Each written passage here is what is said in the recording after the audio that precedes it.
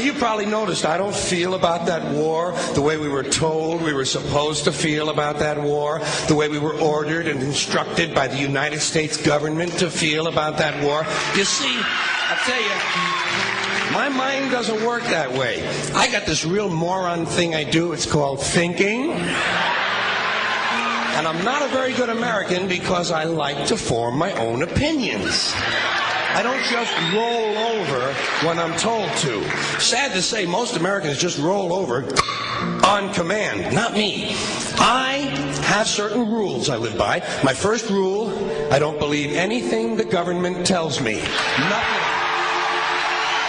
Zero. Nope.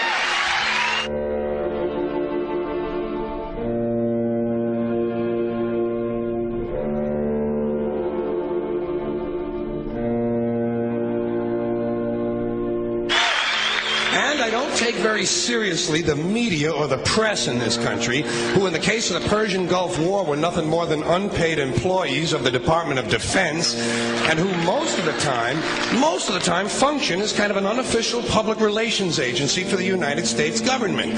So I don't listen to them. I don't really believe in my country. And I gotta tell you folks, I don't get all choked up about yellow ribbons and American flags.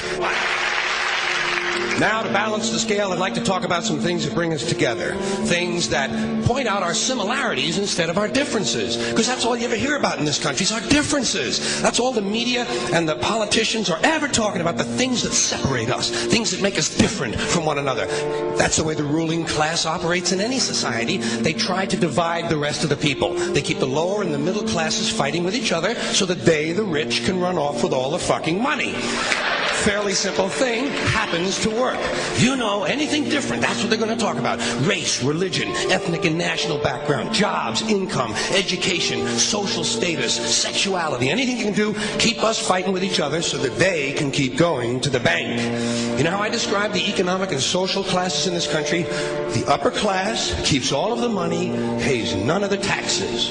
The middle class pays all of the taxes, does all of the work. The poor are there just to scare the shit out of the middle class. Keep them showing up at those jobs. Politicians know that word. They use it on you. Politicians have traditionally hidden behind three things: the flag, the Bible, and children. No child left behind. No child left behind. Oh, really? Well, it wasn't long ago you were talking about giving kids a head start. Head start, left behind. Someone's losing fucking ground here. But there's a reason. There's a reason. There's a reason for this.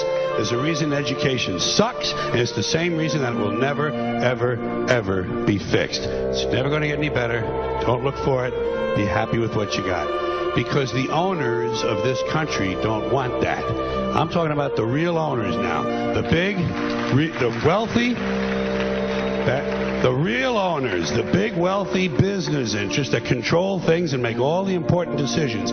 Forget the politicians. They're irrelevant. The politicians are put there to give you the idea that you have freedom of choice. You don't.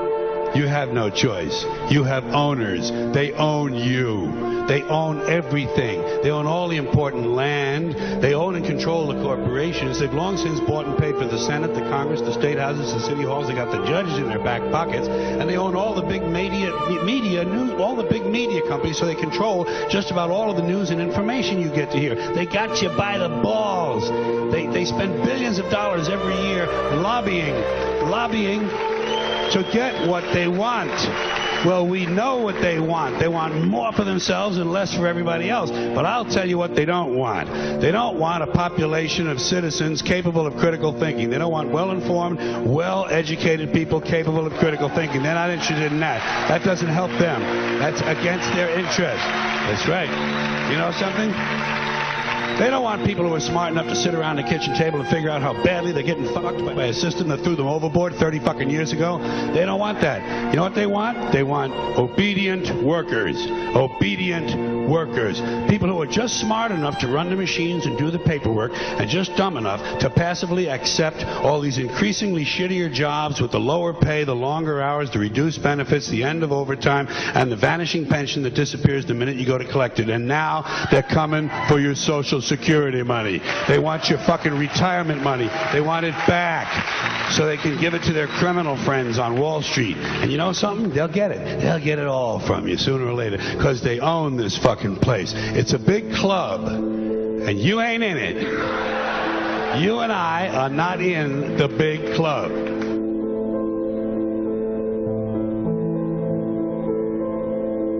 The greatest form of control is where you think you're free when you're being fundamentally manipulated and dictated to. One form of dictatorship is being in a prison cell and you can see the bars and touch it. The other one is sitting in a prison cell but you can't see the bar, you think you're free. What the human race is suffering from is mass hypnosis. We are being hypnotized by people like this. Newsreaders, politicians, teachers, lecturers.